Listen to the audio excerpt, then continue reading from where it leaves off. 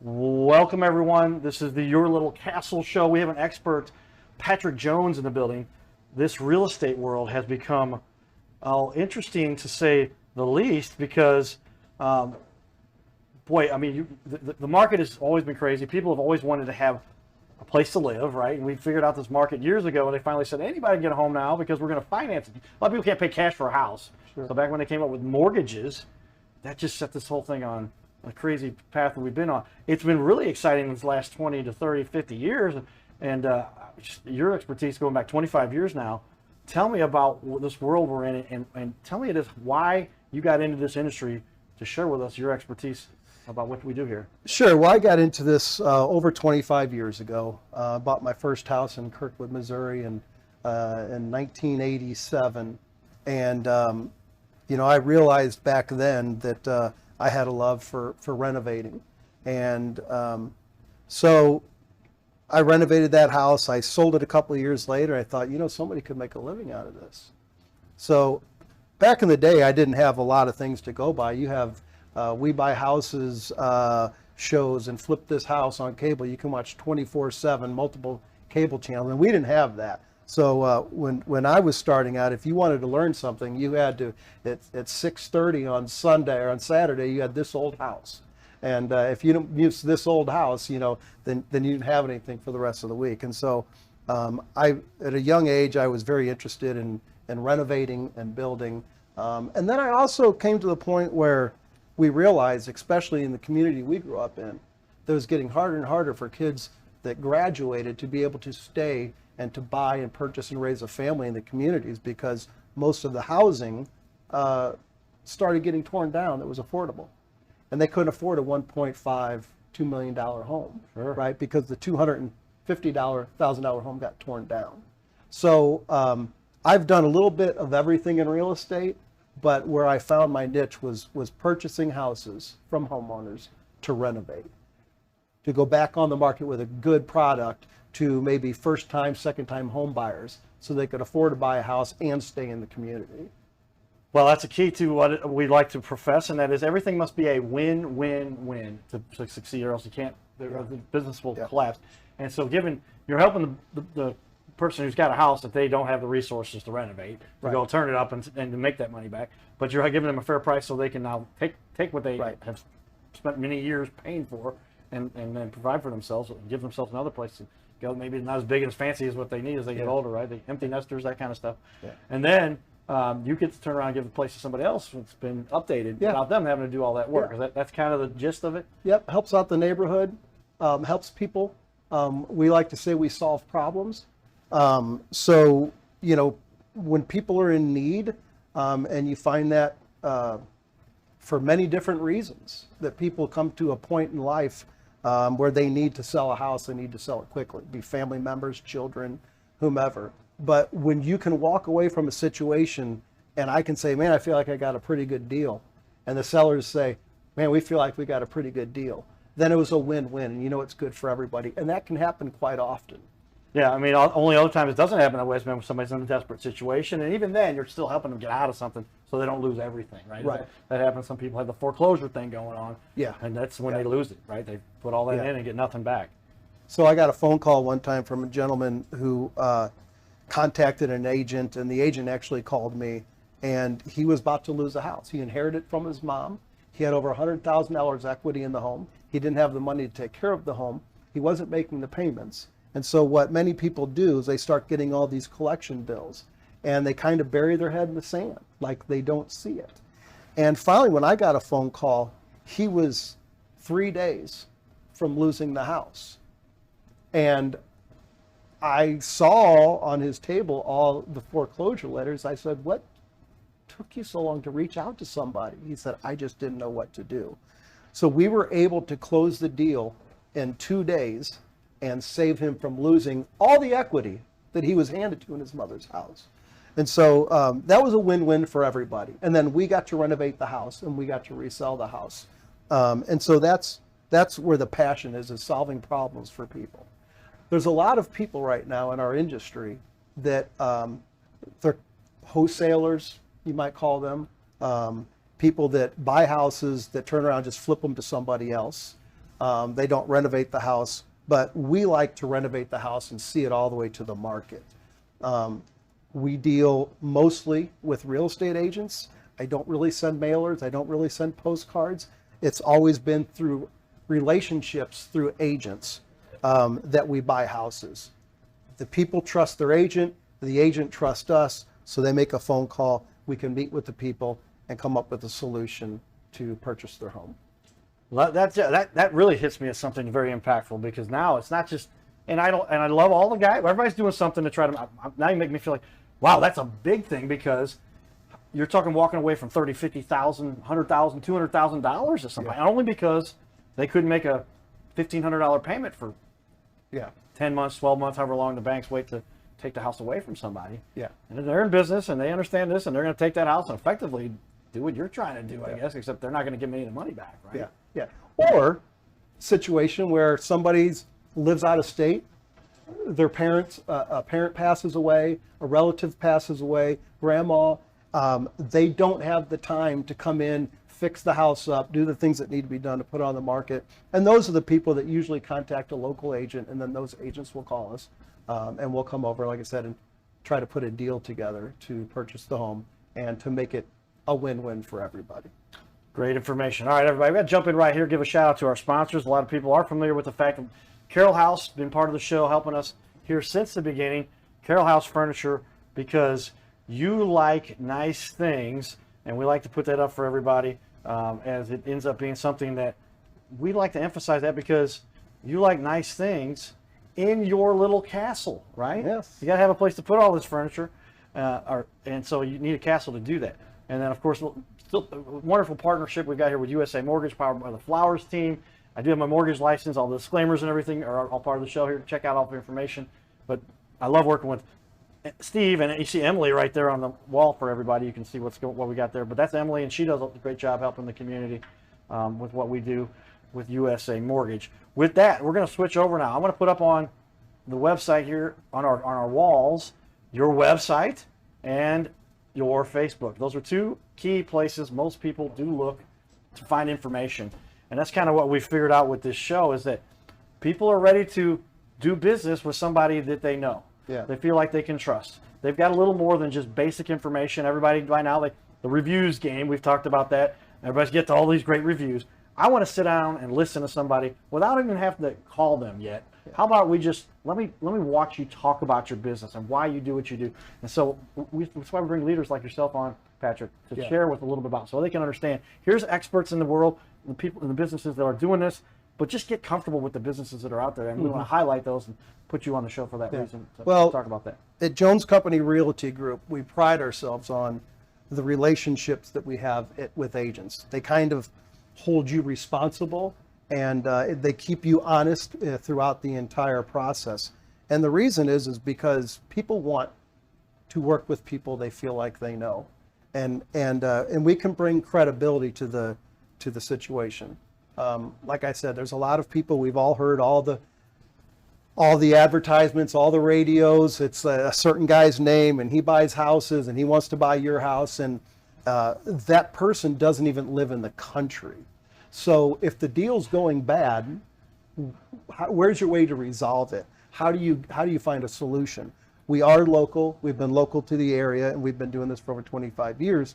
I've been doing this for over 25 years. And so when you work with agents, we're agents ourselves, so therefore we have a responsibility. We have a code of ethics we need to go by. You know, the Missouri Real Estate Commission. These are all rules that we have to follow, where you find somebody that's unlicensed, there's no disciplinary action for them. If they say they're going to buy your house and they're going to close on it, and if they don't close, what's going to happen? You got to sue them. You got to go, well, who's going to do that? And they know that. So we have to have that reputation with real estate agents that we are going to see the deal all the way through. We're going to buy your house as is. If you got to leave your personal belongings in the house, absolutely. We're going to have dumpsters there. We'll take care of it. And we're going to make it as easy as possible. And because we have the record that we have, on closing day, we're going to be there and we're going to close on your house. The very valuable information there and key points you make, because it's something I had discussions with. There's a lot of guys out there. The market for going out and finding a house, turning around and renovating it and just selling it for a great margin is very lucrative. There's a lot of people that want to do that, of course. Yeah. But there's always, what's the risk, right? My dad always tell me there's risk and reward, right? And so there's much less risk for these guys who don't have a realty license, which holds all kinds of standards in place, Right. because they don't have anybody to answer to. I'd never actually thought about that. Right. So as somebody who's been in the industry and understands this a little bit, wow, that's something key to understand, because that could be a major issue when you talk about getting back the $50,000 that somebody took from you, $100,000, because they didn't deal with somebody who has a professional licensing that you have. Yeah, exactly. And so that person that you're dealing with, he may just have, the goal is just to wholesale the house. He wants to buy, wholesale it to somebody else. If he can't find that person prior to closing, he may come back and say, I'm sorry, we can't get the funds to close. Well, you've now wasted, 3-4 weeks of your time. So the whole goal is to deal with people that you're comfortable with and that you trust. Well, that's key. That's where we do this little show. So we want to highlight the people that can connect with people. Say, Patrick, we think you're doing a great job. Would you come be a guest on our show and share some of these tips of the trade secrets, if you will, that people don't realize? Wow, that's a big one. I hadn't comprehended that one. Tell me, what is the path that led you here? Give me a little bit more of the background, where you came from. I know it's been 25 years of doing this. Yeah. What got you started with this? How do we understand what I had 13 years old. I started in the restaurant business, washing dishes, then became a cook, and then kitchen manager, and then manager, and then I was general manager. And I was with that company for 15 years. If you've ever been in the service industry, you realize the effort, the time, the thanklessness, I guess, of your job. And you work nights, you work weekends, many times holidays. And one day I woke up and thought, I love rehabbing my own house. I love remodeling. I think I'm going to quit my job. And I called my wife that evening and I said, I think I've just quit my job. And she said, how do you feel? I said, pretty good. How do you feel? She said, I feel pretty good.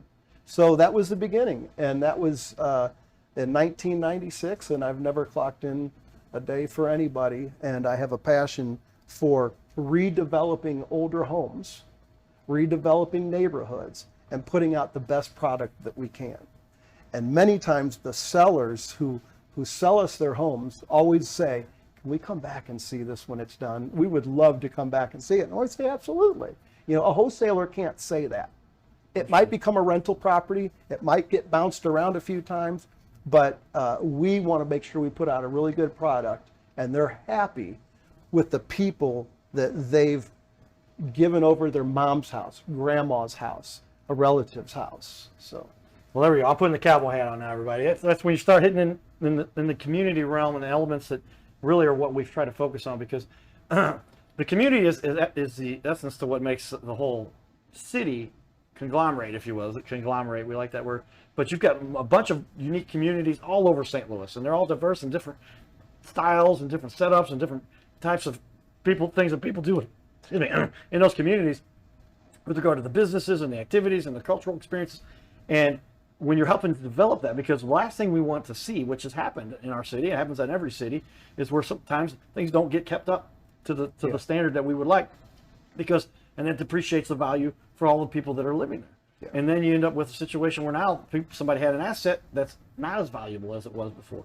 And every city goes through this. St. Louis, I think, is doing a great job of recapturing some of that value and doing some great renovation. And for somebody like you doing what you do, I think that's an incredible value. And again, there's a lot of things that just strike me. Sorry for bringing that up. No, that's point, okay. That, I think, is so key to what you're doing to bring to the community and being one of the leaders to make that happen. Tell me, though, then, along those lines, what is it that fuels your passion for this? I kind of get the sense here, but give me a little bit more about it. It's always been a passion about creating something from nothing. There isn't a house that we don't walk into, and I don't care if this house has not been taken care of for 50 years, or if it's just a really dated house. Is walking around that house on day one and looking around and thinking about what this is going to become. That to me is the greatest joy. And then actually seeing that happen when it's time to hit the market. By the time the photographer comes to take pictures and the landscaping's done and the house is ready to show, and it's a show place at that point. And that's a chance for everybody to take a look and take some pride in what they do. In almost every neighborhood that we're in, there's usually 1, 2, 3 neighbors who will come over once they see the house getting developed. And towards the end, when it starts taking shape, to say, would you want to come over and take a look at my kitchen? Or do you and we're not in that business. We're not set up to do to do renovations of other people's properties. We have to get to the next house. But yet it spurs people in the neighborhood to want to do the same thing to their home that they see happen to their neighbors.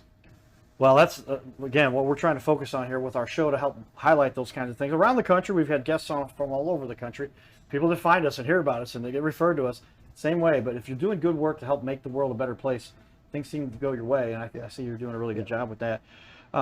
Oftentimes, we talk about the reviews that are out there, but in this case, I'd like to give the opportunity instead. Describe for me a couple times when you really got into a situation where somebody just came back through, and either it was a tough situation you made better, or some other situation where you just really came through for somebody. You talked about one prior, but do you have any other good ones that we can share with people? Yeah, I think there's been many people who we've purchased, a home of their relative, and a lot of time it's an agent and it's somebody that they're related to, and then we will get calls back to buy their grandmother's house or a mother's house or somebody's house. As long as the deals go smoothly, people want to do business with you again. So there's one agent, I think we've bought 6 relatives' homes. And they were all, you have a mother-in-law, a father-in-law, a grandma, but there are always reasons why people need to sell quickly, right? A job transfer, they don't have time to put the house on the market, to fix it up, to meet codes. But there's been quite a few examples, and I have one example where a gentleman came back and they loved the house, and of course, some of the sisters were crying as they walked through, and they're like, I don't even recognize the house. But others say, would you mind if I showed you where I hid something? And sure enough, he climbed up in the attic and came down. It was still there. It was something he had put up in the attic when he was a kid. Right. And he knew where he put it in the insulation, and it was still there. And so there's been a lot of interesting stories, and it's kind of heartwarming for people to come back and see that you actually did something with their relative's home.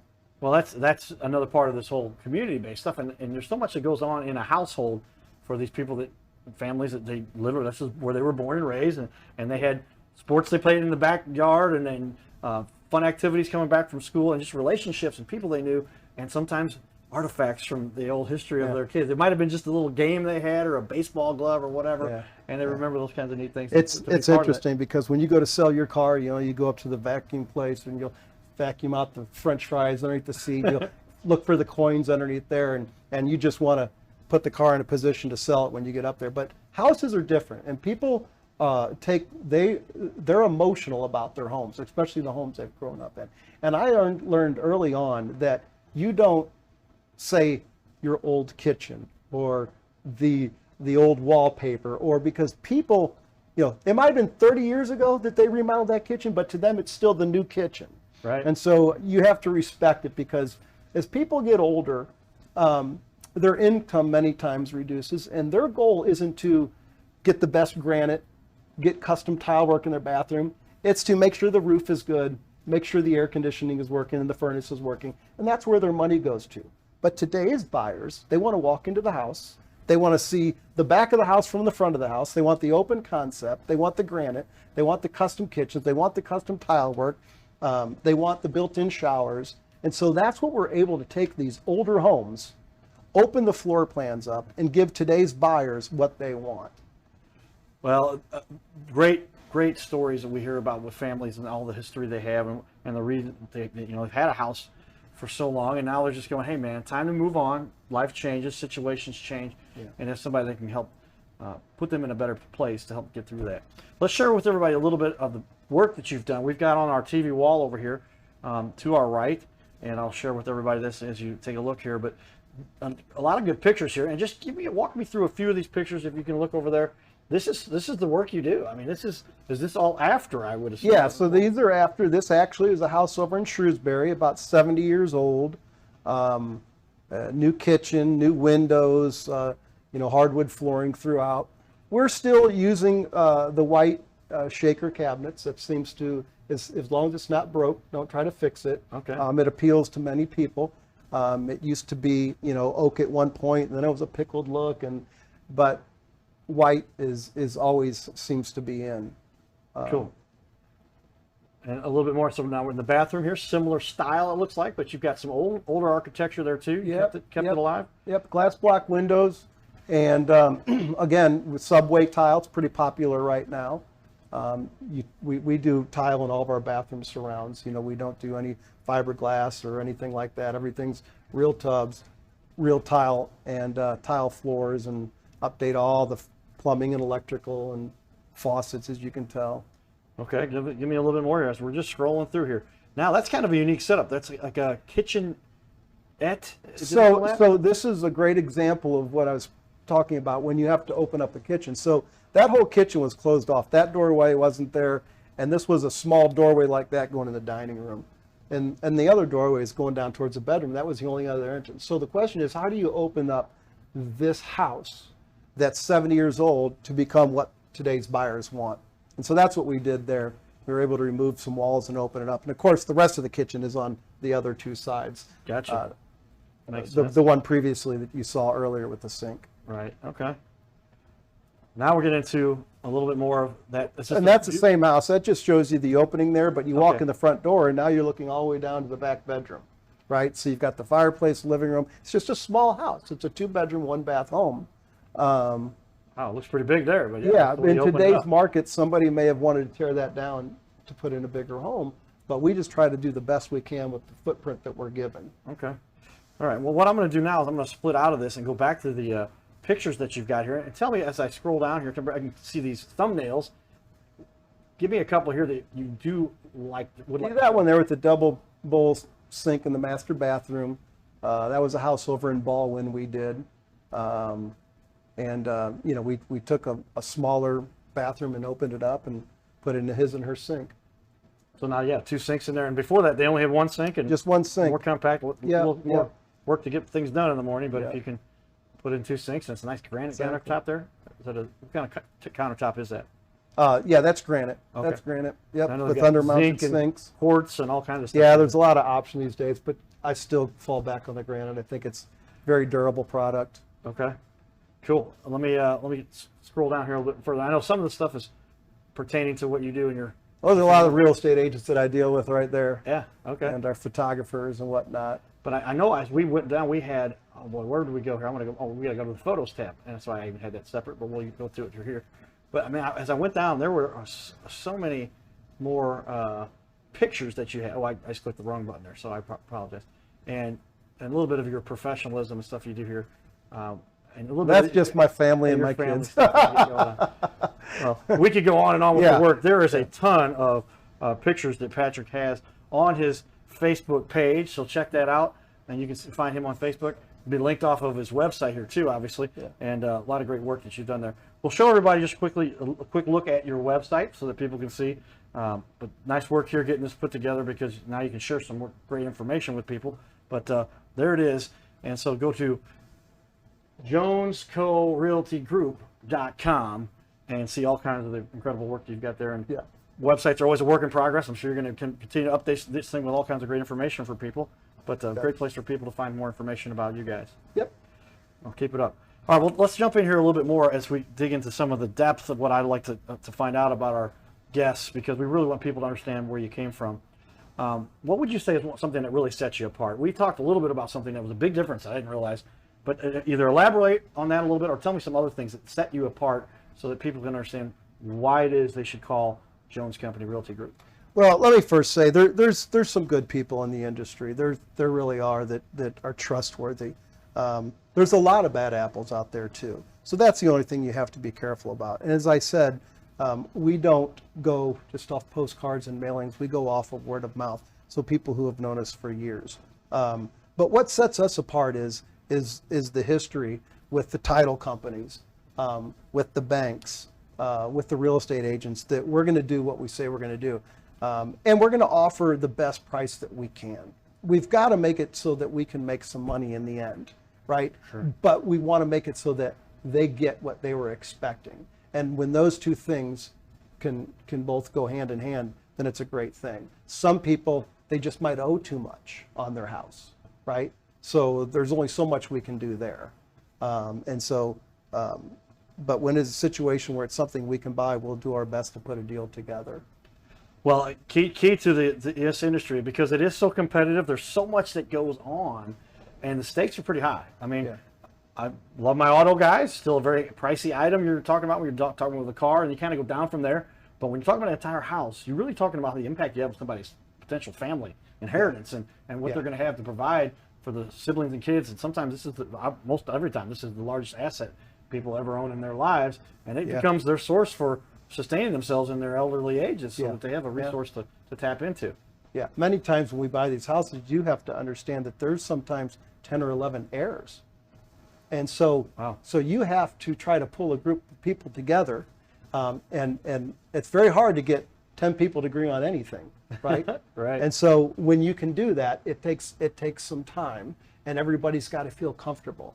And we've bought a lot of houses from groups that have 5 or 6 or more heirs to the property. Okay. That we're able to give everybody a say in the matter and try to give still the best price that we can, so that everybody gets what they feel like they deserve. That's another caveat to this. It gets touchy, to say Yeah. it nicely, and you start talking about, I'm fortunate, but I'll share a little bit of my own.